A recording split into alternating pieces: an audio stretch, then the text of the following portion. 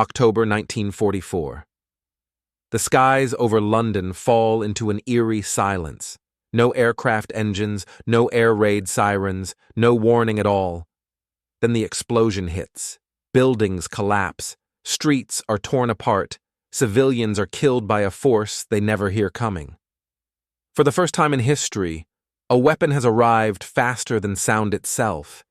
This is not a bomb dropped from a plane. It is not artillery fired from miles away. It is something entirely new. The V-2 rocket is the world's first ballistic missile, a machine that rises beyond the atmosphere and falls back to Earth at supersonic speed. There is no defense against it. No radar can track it in time. No fighter can intercept it. It represents a terrifying leap forward in the technology of destruction. Yet this moment of devastation has its origins far from the streets of London. Years earlier, in remote laboratories and coastal testing grounds, a group of German engineers are pursuing a dream that has nothing to do with war. Their ambition is spaceflight. They want to build machines that can escape Earth's gravity and travel beyond the sky. At the center of this dream stands Wernher von Braun, a gifted and visionary rocket scientist who believes humanity's future lies among the stars. But in Nazi Germany, even dreams become weapons. The regime quickly recognizes that von Braun's rockets can do more than reach space. They can cross borders. They can strike cities. They can deliver terror without warning. What begins as scientific research is transformed into a military project of the highest priority. Unlimited funding is provided. Absolute secrecy is imposed. Failure is no longer an option. At the Peenemünde Research Center on the Baltic coast, Germany builds the most advanced rocket facility in the world. Engineers work under immense pressure, racing against time and against the limits of physics itself. Each launch pushes the boundaries of what is possible. Each explosion brings them closer to a weapon no one has ever faced before. When the V-2 finally enters combat, it changes the nature of war overnight. It is no longer enough to control the skies. The battlefield has moved into the upper atmosphere. The missile rises in a column of flame, breaks the sound barrier, and falls back to Earth from the edge of space. Those on the ground never hear it coming. They only hear what remains. The V-2 is not just another weapon. It is the first glimpse of a future where war will be fought by machines that travel faster than human reaction. A future where the line between science and destruction disappears. And in October 1944, that future arrives in the streets of London. Long before the V-2 terrorized European cities, it was born in a place that did not resemble a battlefield at all. On the windswept coast of the Baltic Sea, the German military built a secret research center at Peenemünde, far from Allied bombers and prying eyes. To the outside world it appeared unremarkable, but inside its fences it became the most advanced rocket laboratory on Earth. Here, scientists and engineers attempted what no nation had ever achieved before. They were not just building weapons. They were inventing an entirely new field of engineering. Liquid fuel rockets, guidance systems, gyroscopes, and high-temperature engines were developed from scratch.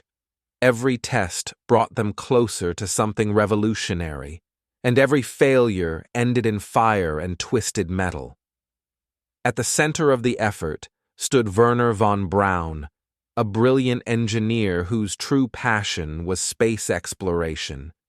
He dreamed of rockets carrying people beyond Earth, but the war ensured that his work would be used for something far darker.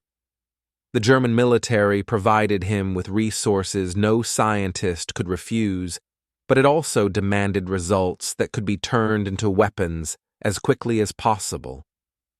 Peenemünde became a place of intense contradiction. It was filled with idealistic young engineers who believed they were shaping the future of technology, and at the same time it was tightly controlled by the Nazi state, which saw only one future worth building, one of domination through fear. Rocket launches were watched by generals as closely as by scientists. Every successful test meant a step closer to a new kind of warfare. The pressure inside the facility was enormous.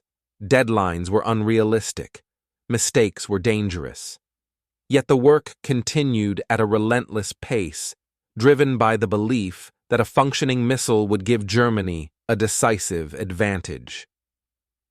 As the Allies gained ground across Europe, Peenemünde became even more vital to Hitler's hopes of turning the tide. By 1943, the world's first true long-range rocket was taking shape. It was sleek, powerful, and, unlike anything seen before, the V-2 was no longer a theory or a prototype. It was becoming a reality that would soon reach far beyond the Baltic coast. Peenemünde was not just building a weapon, it was opening the door to the age of rockets, an age that would forever change both war and the future of human technology. As the V-2 project accelerates, its true cost is hidden from the outside world. While engineers refine engines and guidance systems at Peenemünde, the mass production of the rocket is moved underground. Deep beneath the mountains of central Germany, a vast factory is carved into rock. It is called Mittelwerk, and it becomes the heart of the V-2 program. This is where the rockets that will strike London and Antwerp are assembled. It is also where one of the darkest chapters of the war unfolds. The tunnels are worked by prisoners from a nearby camp, forced to labor in conditions designed to extract maximum output at the lowest possible cost. There is no sunlight. The air is thick with dust and exhaust. Illness and exhaustion are constant companions. The rockets are built by hands that are starving, exhausted, and terrified. Every stage of production is rushed. Mistakes are punished. Weakness is not tolerated. For every missile that leaves the tunnels, lives are consumed in the process. The human cost of the V-2 program quietly exceeds the number of people it will ever kill in combat. Above ground, Nazi officials speak of technological triumph. They call the V-2 a miracle weapon, a symbol of Germany's scientific superiority. Underground, it is something else entirely. It is a machine assembled in misery, a weapon whose existence depends on suffering that few will ever see. Engineers are aware of the conditions, but the system leaves little room for protest. The project has become too large, too important, too closely tied to Hitler's hopes of reversing the war. Production must continue, regardless of the cost. By the time the first operational V-2s are shipped out, thousands have already died building them. Yet none of this appears in official reports or triumphant announcements.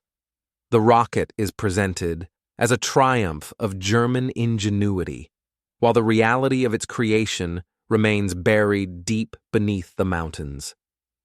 The V-2 is not only a technological milestone, it is also a reminder that the most advanced weapons of war are often built on the most brutal foundations. And as these rockets begin their journey toward European cities, they carry with them the weight of every life lost to bring them into existence. In September 1944, the V-2 enters combat. Unlike any previous weapon, it does not announce its arrival. There are no sirens, no engine noise, no formation of bombers in the sky. The rocket travels faster than sound itself. By the time people hear anything, the explosion has already happened. For civilians in London, Antwerp, and other cities, the experience is terrifyingly surreal. One moment there is calm, the next, entire blocks are shattered. No one understands what has struck them. Some believe it is an underground bomb. Others think it is a gas explosion. Only gradually does the truth become clear. A new kind of weapon is in use. From a military standpoint, the V-2 is revolutionary. It cannot be intercepted. It cannot be jammed. It cannot be shot down. Once launched, it is unstoppable. German commanders finally possess a weapon that bypasses all Allied defenses and strikes directly at the heart of enemy cities. But the reality is more complex. The V-2 is incredibly expensive to build. Each missile consumes vast resources, rare materials, and enormous amounts of labor. It requires specialized launch crews, mobile platforms, and constant maintenance. And despite its speed and power, it is not accurate. Rockets often fall far from their intended targets, hitting random streets rather than strategic sites. The weapon creates fear, but not decisive results. Allied intelligence quickly learns about the launch sites in occupied Europe. Bombing raids are intensified. Mobile launch units are hunted. Supply lines are attacked. While the V-2 itself cannot be stopped in flight, its production and deployment can be disrupted.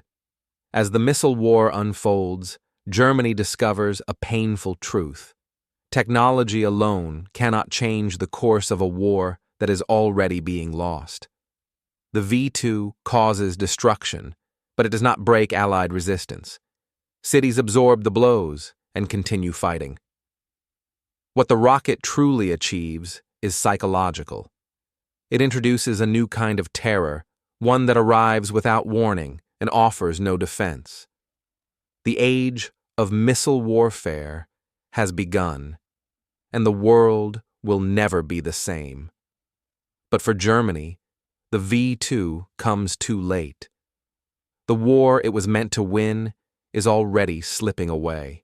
By the time the V-2 begins to strike Allied cities, Germany is already on the brink of defeat.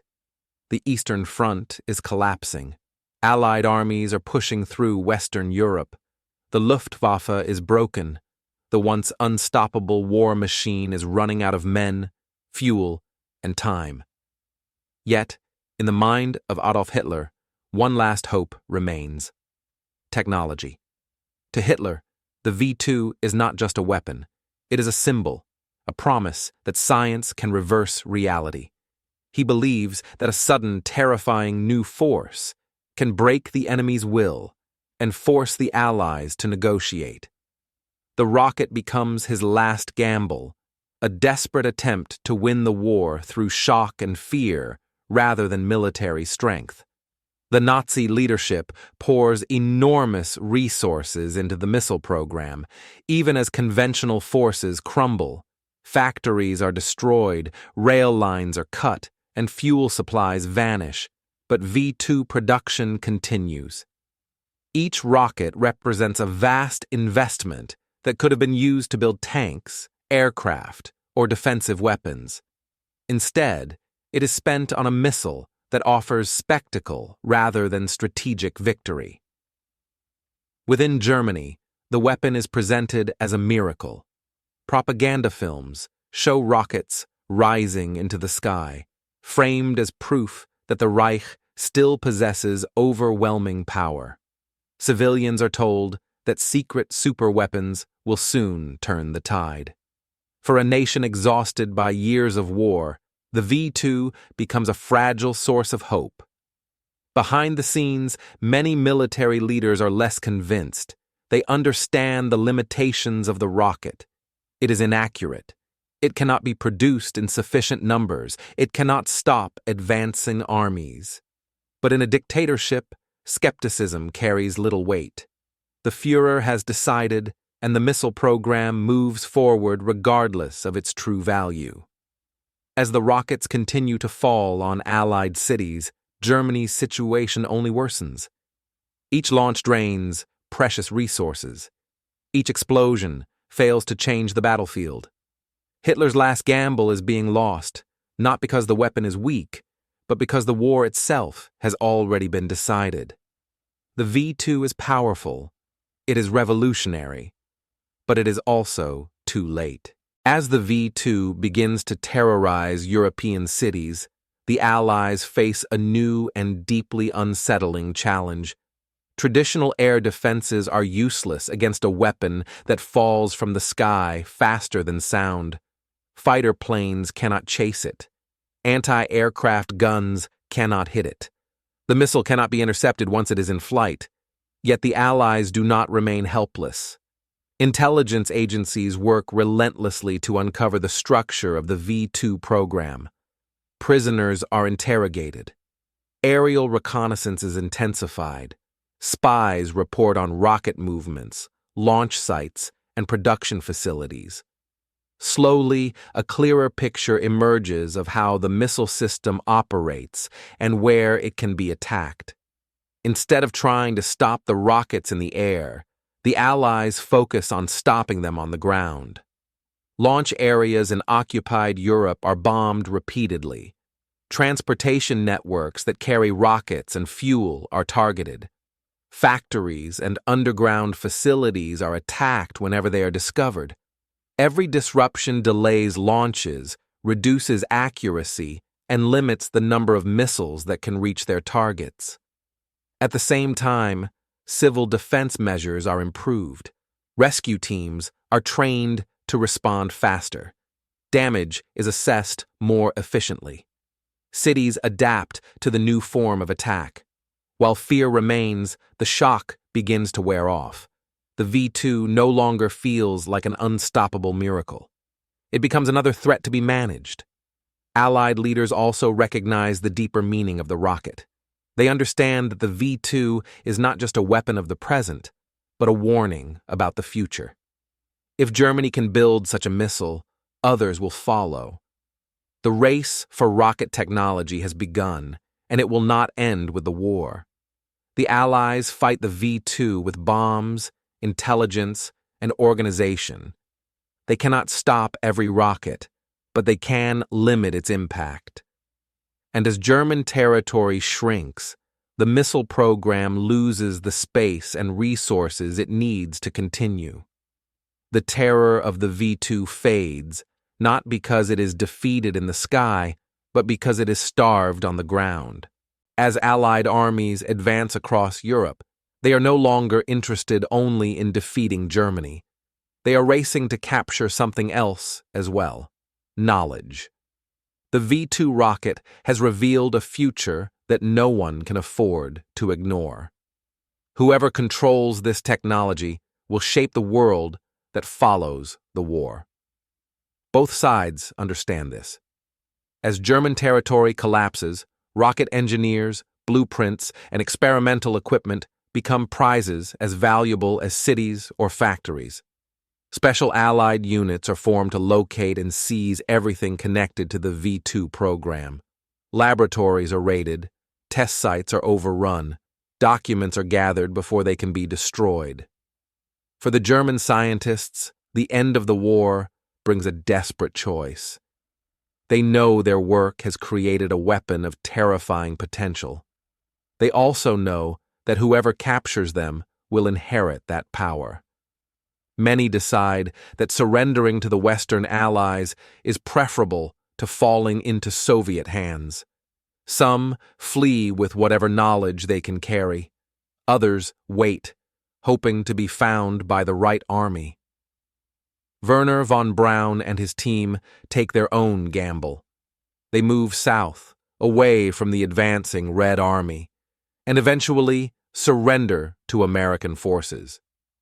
Along with them come stacks of documents, rocket parts, and the intellectual core of Germany's missile program. The V-2 itself has failed to change the outcome of the war, but its legacy is about to become far more important. The technology that once delivered destruction to European cities will soon be redirected toward new purposes. What began as a weapon of terror is about to become the foundation of the modern rocket age. The war is ending, but the race it created is only just beginning. When the fighting in Europe comes to an end, the V-2 does not disappear. Instead, it becomes one of the most valuable prizes of the war. Both the United States and the Soviet Union rush to claim every piece of rocket technology they can find. Missiles, engines, fuel systems, and scientific notes are gathered and shipped east and west in vast quantities. What was once a secret Nazi superweapon is now a blueprint for the future. In the United States, captured rockets and engineers are taken to remote testing grounds. There, American scientists begin launching rebuilt V-2s into the sky, not as weapons, but as experiments. They study high-altitude flight, guidance systems, and the behavior of rockets beyond the atmosphere. The V-2 becomes the foundation of America's early missile and space programs. In the Soviet Union, a similar process unfolds. Factories are rebuilt. German specialists are put to work. New rockets are designed using the lessons learned from the V-2. A new generation of weapons is born, one that will soon point not at cities, but at other superpowers. The world has entered the age of missiles. The Cold War is still in its infancy, but its most important technology has already been chosen. The V-2, created in secrecy and blood, now shapes global strategy. Nations measure their power not only in armies and tanks, but in the range and speed of their rockets. What Hitler imagined as a final weapon of revenge becomes something far larger.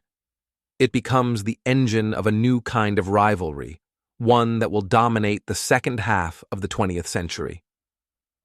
The V-2 did not win Germany the war, but it changed the way all future wars would be planned. While the V-2 was built as a weapon, its greatest impact is not felt on the battlefield. It is felt in the sky above it. For the first time, a human-made object has reached the edge of space and returned. That achievement, born from war, opens a door that can never be closed. In the years after 1945, rockets based on the V-2 are launched higher and higher. They carry instruments instead of explosives. They measure radiation, temperature, and pressure in regions of the atmosphere that were once unreachable.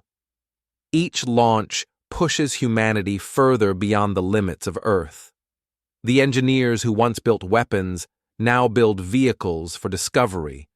Wernher von Braun and his team, working in the United States, become central figures in the emerging space program.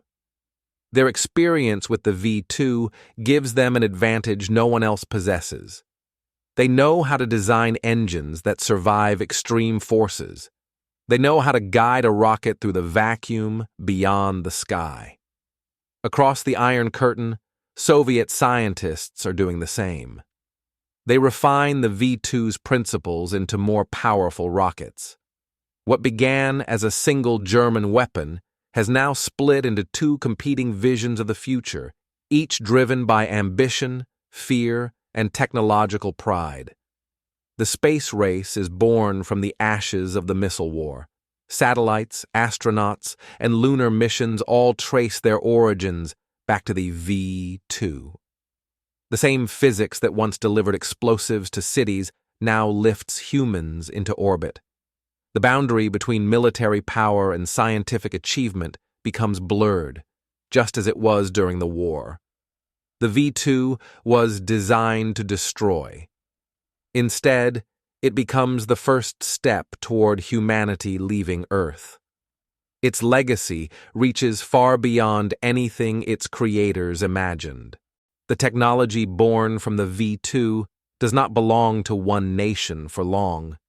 As the Cold War deepens, rockets become the backbone of global power. What was once a weapon aimed at cities is transformed into something far more terrifying: the ability to deliver destruction anywhere on Earth within minutes. Nuclear warheads soon replace conventional explosives. Missiles grow larger, faster, and more accurate.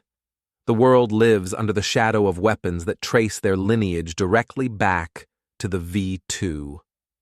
Every intercontinental ballistic missile is, in essence, a descendant of the rocket first fired from Peenemünde. This inheritance is dangerous in ways that few could have imagined in 1944. The same technological breakthroughs that made spaceflight possible also make global annihilation possible. Human civilization now depends on systems that must never fail, never miscalculate, and never be triggered by mistake. The legacy of the V-2 is therefore deeply paradoxical. It represents both humanity's greatest leap into the cosmos and its most terrifying capacity for self-destruction.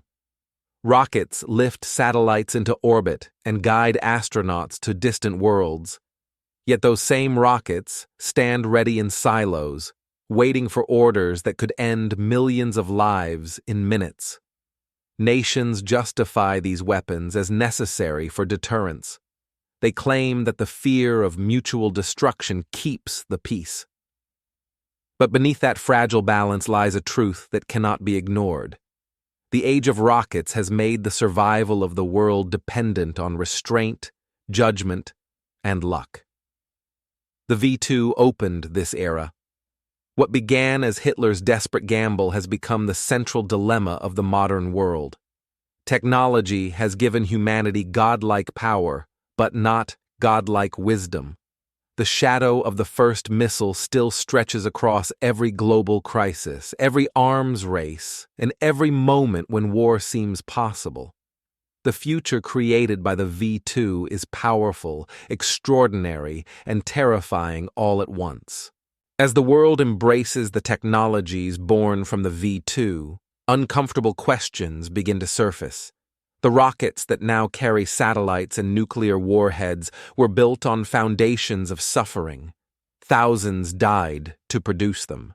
Prisoners labored and perished in underground factories so that these machines could exist. Yet their stories are rarely told alongside tales of scientific triumph. The men who designed the V-2 become heroes of a new age. They are celebrated as pioneers of space and modern rocketry. Their expertise is welcomed by governments eager to gain an advantage in the Cold War. But their past cannot be erased.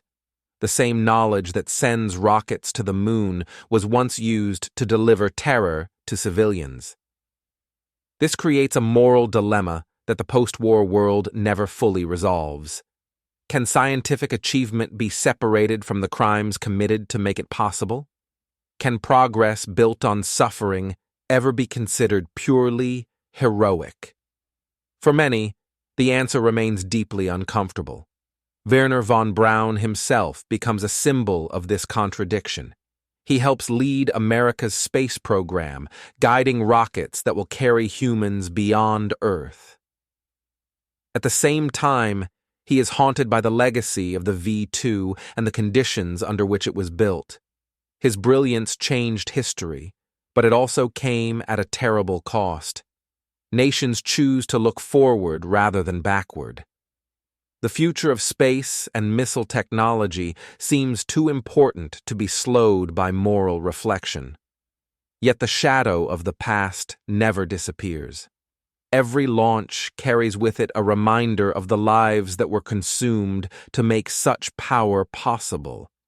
The V-2 is therefore more than a technological milestone. It is a test of humanity's ability to confront its own contradictions.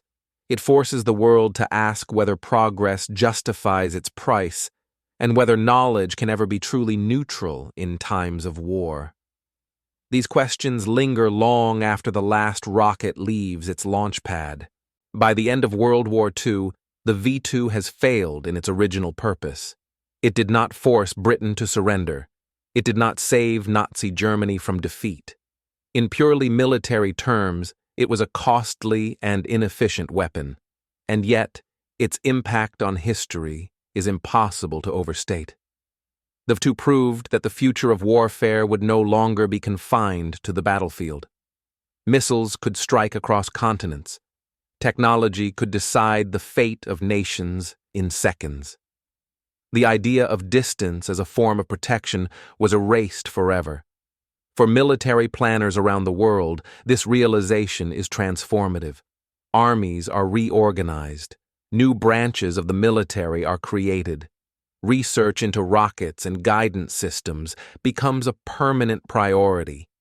The lessons of the V-2 reshape defense policy for decades to come.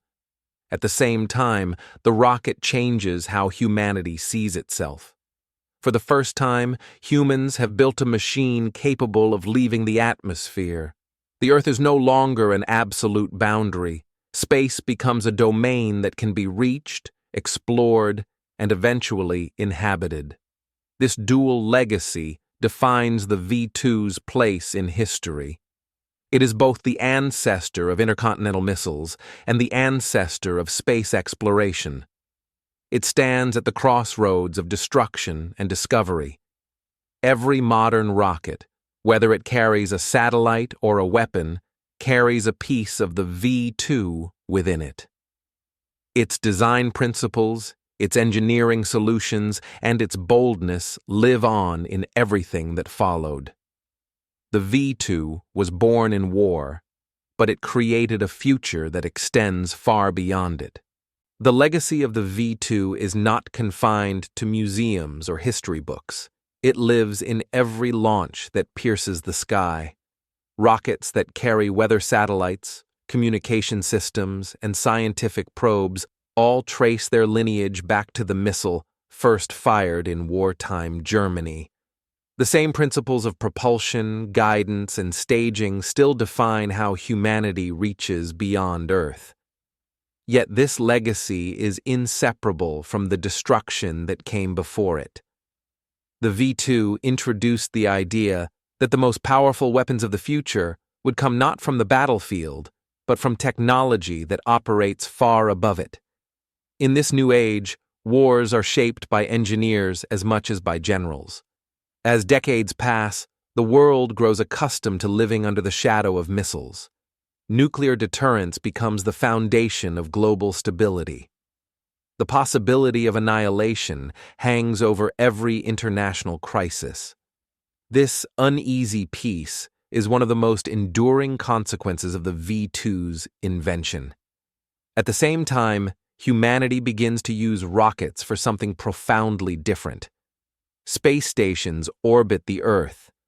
Astronauts walk on the moon. Probes travel to the edges of the solar system. The same technology that once delivered terror now carries curiosity and hope into the universe. This contradiction defines the modern age. The V-2 gave humanity the power to destroy itself and the power to explore beyond its home planet. It is both a warning and an inspiration, a reminder that knowledge is never neutral. The rocket that was meant to change the course of World War II instead changed the course of human history. Its impact is written not only in the scars of war, but in the stars above. Behind the metal and fire of the V-2 stood people whose lives were shaped forever by the rocket they created. Engineers, technicians, and scientists carried their knowledge into the post-war world, where their skills became some of the most sought after in history. They were no longer servants of a collapsing regime, but pioneers of a new technological era. For many, this transition was deeply complicated. Their work had been used to terrorize cities and kill civilians, yet it also opened the door to space exploration and modern rocketry. Governments were eager to harness their expertise, but the moral weight of their past could not be erased. Wernher von Braun becomes the most famous of them all. In the United States, he leads the development of powerful new rockets that will eventually carry humans to the moon. He is celebrated as a visionary and a hero of science. At the same time, the history of the V-2 follows him like a shadow, raising questions that are never fully answered. The Soviet Union builds its own rocket program using German technology and captured specialists. Across both superpowers, the same pattern emerges. The knowledge born in wartime Germany becomes the foundation of a new world defined by rockets. These men shape the second half of the 20th century more than most politicians ever will. Their equations, designs, and experiments determine how nations defend themselves and how humanity reaches into space. The story of the V-2 is therefore not only a story of machines, but of people who carried the power of the future in their minds. Their choices, ambitions, and compromises continue to influence the world long after the war that created them has faded into history. The V-2 rocket was born in secrecy, fear, and desperation, but its influence did not end with the collapse of Nazi Germany. What began as a weapon of terror became the foundation of a new technological age. No other single invention of World War II would shape the future so profoundly. Through the V-2, humanity learned how to escape the pull of Earth. It also learned how to deliver destruction across the planet in minutes. These two realities emerged from the same breakthrough, and they remain inseparable to this day. Every space launch and every missile test carries the legacy of that first ballistic rocket. The world that followed World War II was built on this legacy. The Cold War, the space race, and the modern system of global deterrence all trace their roots to Peenemünde and the engineers who worked there. Even in times of peace, nations continue to invest in rocket technology, knowing that control of the skies and the void beyond them defines power in the modern era. Yet the V-2 also stands as a warning. It reminds us that innovation is never neutral. The same brilliance that unlocks the mysteries of the universe can also unleash unprecedented destruction. The future depends not only on what humanity can build, but on how it chooses to use what it builds. Today, rockets carry explorers to orbit, send probes to distant planets, and connect the world through satellites. But behind every triumph lies the shadow of the missile that started it all. The V-2 changed the world not because it won a war, but because it transformed what war and humanity could become. The legacy of the V-2 is written across the sky, in fire and in light. It is the story of how a weapon from the darkest days of history opened the door to the future, for better and for worse.